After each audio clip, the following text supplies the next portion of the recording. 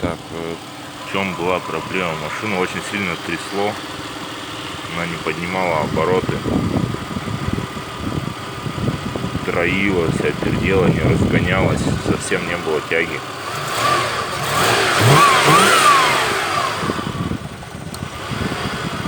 Все работает, все нормально. Причина была абсолютно банальная.